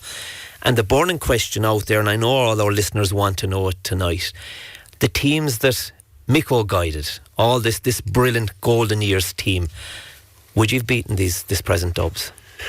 Well, I'll tell you one thing about it is, number one, they'll be very hard to beat in the championship this year. But then again, a team can come from nowhere to dethrone them. And there are a few teams around that could do that. But what did you say? You asked me now. I asked you, would Micko's team have beaten the present Dubs? I think they certainly would. We had a more skillful team, a more powerful team. We had wonderful footballers in every position on the field. And I think if you were picking an all-star team at any time, you could, without doubt, pick the 15 that played in that Kerry team at one stage. So I think, yes, we get better than Dubs, all right. And they have no bomber. And that's for sure. Jimmy, same question for you. You played with these guys. You marked these forwards in training. Would you beat the present Dublin setup? But again, it's hard to compare because I suppose 2 different types of systems and 2 different types of training systems as well. But obviously, I think we would beat them. As I was saying already, we always felt we were going to beat the opposition. And I do think that we have a better balance in our team than the present Dublin team. They're a very good team now, but I think that we had a very good balance. We had very strong defenders and we had great attackers and very good midfielders. So I do think we would, but it's hypothetical. Who knows? And it's very hard to compare one era with another era.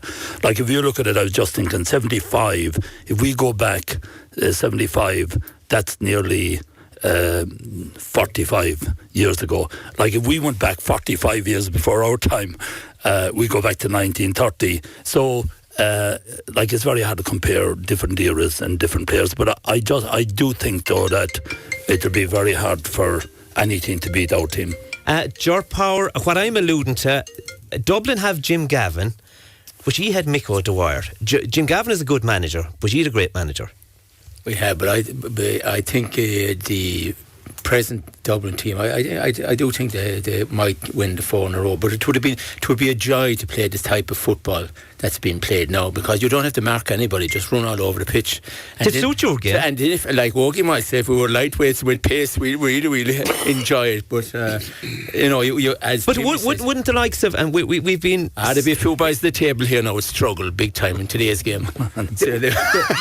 Ger, but you look at this man had to adapt in '75. He did the same. No doubt he would. He'd adapt to the present setup, and plus you'd have the footballers. Oh, that's only saying if you were starting out now, but there'd be a few fellas here get more training than we're getting, because the present day now, sure, on the go all the time. I'd say Ambrose would be an outplay between the two 45s. And the biggest thing with the boys would probably be monitored in to see how the machine in the back is going to get them now. Ogie, it's different, Ian. It's kind of the same because it's relevant to the year we're in it. We've a young Kerry team trying to hopefully get in out of the Super 8s and hopefully challenge the Dublins of this world, the Tyrones of this world. But for what it's worth, we never achieved our 5 in a row, but we came back and I think that was a huge measure, coming back and winning a 3 in a row again. If it was now and you were present with the footballers and you know the capability, you played with these guys, you would rattle the Dubs. You'd like to think you would, but it was, as I say, times are different. But I think it's going to be an exciting year this year, because I think Dublin have come back to us a bit. Everyone else, they're not quite as good as they were, I think. I don't think Eoin O'Sullivan is as good as he was, either as Philly McMahon. I think, it's okay sending you a production line, but not easier place the Brogans and the Connollys, And I think this year our young lads are exciting. They remind us of ourselves in 75, Mick. There's a lot of young lads on, and they see no fear. I think when you're 21, 20 Sheas now, and David Clifford and Shawnee Shea and Tom Sullivan, they're had a great time in their lives. They see no fear in anything. When you're 30, you see all the fears. You're going to that age. And I think this year, there's a lot of youth there, and I think they're going to play with a great youth and no fear this year. I think we could have a good year of it yet. Tim, I just think we're running away with ourselves there. Being honest, I've looked at some of those tapes in our generation.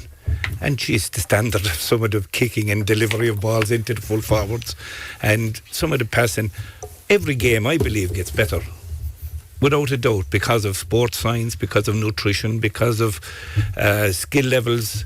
And this Dublin team is just a fantastic team, and it'll take a huge effort for someone to turn them over, I think. So do I think that I think we'd be very lucky from what the evidence that of the tapes of when we were playing compared to the evidence now, and the stats would show that we wouldn't beat them, because I think every sport gets better as the years go by, and to be the same as I don't think any team from 20 and 30 years before us, that it is unfair to compare, but realistically that's the way my head. But I do think though, Owen, that we would improve too, obviously, with modern training approaches, no doubt. If you had the modern training and all the stats and the analysis, no doubt. Ambrose, you're a man from Guinea. Adopted the training too. I'd go along with Ogie. I don't think Dubs are unbeatable. They're going and they're a lovely team to watch, and they're very good for Gaelic football. But there's case in point here, lads. The rest of the teams have fallen back good bit. Like in Kerry's time, you had Offaly were a very good side. Cork were a better team. I mean, there's a few teams now that trouble Dublin. Dublin are good footballers and they're fine athletes. They're fabulous. They're good. They're good for the game, because without them, football would have died a death by comparable to hurling, we'll say. But yeah, I think I'd agree with Ogie. This is the Dublin team's come back. In particular, that full back line. I think they have a fantastic midfielder in young Fenton. He's a real good player. But I think they've lost a few players as well. Nobody knows the psyche of Dermot Connolly where he's at the moment. I mean, to me, he's a big loss. I think he's a big player for Dublin if they want to win 5 in a row. I think he's a really good footballer. Would the boys of 84 beat him? Again, to be like for like, it should be a different thing. I certainly wouldn't fear them. If we got Bomber fit, and we got Bomber in January. We'd have a cut off from Mick, I'd say. John Kennedy, you played with the boy, you said they were superstars. To be fair, you came onto a great Kerry team. These guys have rattled the Dubs. Yeah, Tim, look, it's difficult to compare eras, and but having said that, a lot of the team, of the Kerry team that Mick had, they were natural footballers. They had all the skills. They were in superb physical condition, and like Owen said there, you have to move on with modern technology and that. But look, Dublin have been great champions. And like Ogie said, I think they've come back to the pack a little bit. Very difficult to replace top-class players like the Brogans and Diarmuid Connolly, who are match day player on big days. They perform. Very difficult to replace those guys. They have a lot of talent coming through. Are they up to what's required? Remains to be seen. Yeah. Mayo could have beat them in 2 finals. They could, yeah. It's only kick of the ball. Those comments coming through to us. Kathleen O'Sullivan of the Upper Deck Car Siveen. I take it you know her well, Mick. Would like to congratulate all the panel and says they were a team and a half. She never missed a game that they played in. Hi Timmy, great show tonight. My favourite was Charlie Nelligan wasn't born at 1975 from Mags in Killarney. Eamon Kelly, Listowel would like to thank the panel. Kennelly even would like to thank the panel for remembering his late brother Tim. Very much appreciated. And also the panel's tribute to both Paddy and John. Alice Murphy in Valencia, a great supporter of the Kerry team, recalled the late Eamon O'Donovan who played with Mick O'Connell in Valencia. Question for Mick O'Dwyer. Would it be true to say the one player on the Kerry team could have been Matt O'Connor of Offaly, and what Kerry forward would lose out? That's an awful question to ask a man who's surrounded by all these great players. He was a great player. He was an outstanding player, one of the best forwards that ever played the game. But I wouldn't change my forward line for anybody. Oh, I love it. I love it. I love it. That was the answer we were looking for. I would like to ask Mick, how come one of the most stylish midfielders of the golden years, John Long of Ungaeltucht, never made the team apart from being on the bench? Regards, Mursh Finton.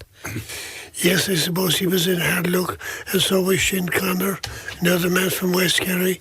They were 2 great players as well. But the team we had at the time, there was a lot of good players came through and didn't get on. We had to deal with what we had, and we had the best. But John Long was a very, very fine footballer, outstanding player. I concur with Jacko about Paddy Lynch. He was the last 17-year-old to play a competitive game with Kerry, with a Kerry senior team. Thanks to Mick and his brilliant team. So many great years. They are true gentlemen to meet at any time. Ogie, it shaped all your lives, being involved with Kerry from such a young age. What was that like? It shaped the future for you. No different, whatever your profession was, and it'll always, it'll always relate back to those victorious years when people meet you. Yeah, I think, right, as I said earlier on, Tim, I think it was a huge part of all our lives. We spend maybe 12, 14, 15 years together in a very, very good environment. I think we all benefit from it. I think it gave us good discipline in our lives. It gave us good loyalty. It gave us good integrity in things we do. And I think it was, we'd all look back, I think, and say it was, we had a fabulous time. And we went to a great school and we had a great headmaster, It's fair to say the same with you, Jimmy. It shaped your life. It took you to the Dáil. Well, absolutely. Look, the only reason why I was asked to run for politics was because I was a footballer. And Ger here is after saying he was in charge of the social welfare office in the Stone. He got me all the votes in the social welfare office anyway. But no, I would never have gone into politics. I wasn't a politician by ambition, and the reason why I was asked to run, I was kind of headhunted, I suppose. There is a photograph when I was getting the Sam Maguire Cup. Gareth Fitzgerald was standing behind me, looking at me, no doubt listening to my great speech. But no, it shaped my life, look. And the one thing it did for me, though, I still do the park run in the Stole Saturday morning, and I still go out on my bike as many months as I can for a cycle, and I'm convinced it was that kind of discipline really that was imposed on us at that time. I know I was a PE teacher and all that, but it was the experience that I had with Mick really that inspired me more than anything. Mick O'Dwyer, how does it sit with you? It's widely recognised, especially in our own county here, that you're the greatest manager of all time. Managers are only people that direct players on the pitch, and I had a very easy job because unquestionably we had the best footballers that ever played the game on those teams that played for Kerry. My job was an easy one. Great stuff, Mick. John Kennedy, it shaped all your lives, I take it? Yeah, Tim, look, I'd have to say personally very lucky to be involved with such a great bunch and to play under Mick O'Dwyer and the qualities he had. I used them myself in management and in training teams. Respect for players, looking, be as balanced as you can and get the best out of what you have. And certainly it was a huge honour to be associated with the legends of the game and to have played my small part in it, and very honoured indeed. Great stuff, John. Ambrose, it shaped your life. You went on and have a successful career in media. Oh. When are you changing? Yeah, Paul is looking for a job with Radio Kerry to commentate as well. No, by the way, Bomber is, I don't know about Bomber. Bomber's looking to go through as well. No, I think I'd concur with everything John said. I think Mick, he instilled traits in us that we've held right through our lives. Loyalty, integrity, camaraderie that we have here, and all these fellas, we depend on each other, we trust each other. It's great to get that trust, instilled in you. I was only 21 years of age when I came onto the scene with the boys in '83, and I think that it has stood me well, and I think very lucky to be part of it. In a word, Owen, 'twas brilliant. 'Twas brilliant. Yeah, and that sums it up tonight. Lads, it was a dream come true for me. I'm surrounded by guys I grew up to adore, and Mick O'Dwyer, coming all the ways down from Waterville tonight, you made our night here on Terrace Talk, and likewise our listeners out there. And well, it's happy retirement. You're looking absolutely brilliant, and it was a pleasure to have you. Likewise you, Jimmy Deenihan, you were a tough cornerback. Ask Jimmy Barry Murphy about you. Powery, you were a speed merchant. Ogie, 16 All-Ireland medals. I only did what I was told to do by Mick O. The Bomber, you were absolutely brilliant. You completed the team. That's what they said tonight. It was a great team, but you completed it. We'd just like to thank Mick O for everything. I think it's important, and all the players that aren't here who'd like to join us with us, Mick O. You've just been a fabulous example to us. You've been a father to all of us, given great fun to us, and we're looking forward to many more years in your company. Thank you to Ambrose. I'll be shoulder to shoulder with you for the rest of the season. Likewise you, John Kennedy. Thanks for having you all here tonight, lads. Until next time, this is Tim Moynihan saying goodbye. Terrace Talk on Radio Kerry. Brought to you in association with BrianJames.ie. Leading the way for stylish menswear in Kerry.